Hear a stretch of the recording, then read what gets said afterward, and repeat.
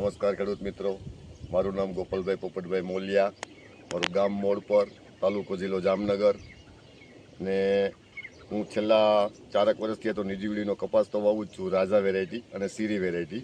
આ વર્ષે મેં કવિતા નામનું એનું ઘઉંની કવિતા કરીને ઘઉં છે એના. ગયા વર્ષે બધા બહુ વાતો કરતા હતા કે સારું છે, તો મેં પણ આ વખતે ઘઉંમાં પણ ટ્રાય કરી કે જોઈએ આપણે ઘઉંમાં કેવું રિસ્પોન્સ એ લોકોનું છે એમ. તો દર વર્ષે હું ઘઉં તો વાવું જ છું, 496 વાવું છું, એવી અલગ અલગ દેશી આપણી જૂની વેરાયટીઓ વાવું છું. પણ આ વખતે મેં કવિતાનો અભિપ્રાય કરવા માટે કે ટ્રાય કરવા માટે જ કે 7 વીઘાનું મારું ખેતર છે, 7 વીઘાની માલિકો મેં કવિતા ઘઉં વાવ્યા છે. તો એની માલિકો મને ઊંટ પણ સારી દેખાય છે અને બીજા નંબરમાં એનો ગ્રોથ પણ સારો છે. એની ડુંડીની જે લંબાઈ હોય છે તે પણ બીજા ઘઉં કરતાં સારી છે.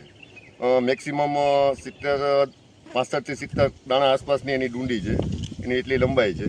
અને અંદાજિત આશરો પણ એવો છે કે 55 થી 60 મણનો વીઘે હું ઉતારો લઈશ, જેથી કરીને બીજા ખેડૂતોને પણ હું આગ્રહ કરવા માગું છું કે આવતા વર્ષે, આ વર્ષે તો તમે ચૂકી ગયા છો, પણ આવતા વર્ષે કવિતા નિજીવીડીનું કવિતા બીજ છે ઘઉંનું, એ વાવો અને ઉત્પાદન સારું એવું લ્યો. આની માલિકો મેં જો દેશી ભાષામાં કહું તો નથી પાયા ખાતર તરીકે ડીએપી વાવ્યું, કે નથી કોઈ જાતનું યુરિયાનો ડોઝ આપ્યો, કે નથી કોઈ પેસ્ટિસાઇડ દવા મેં આપી.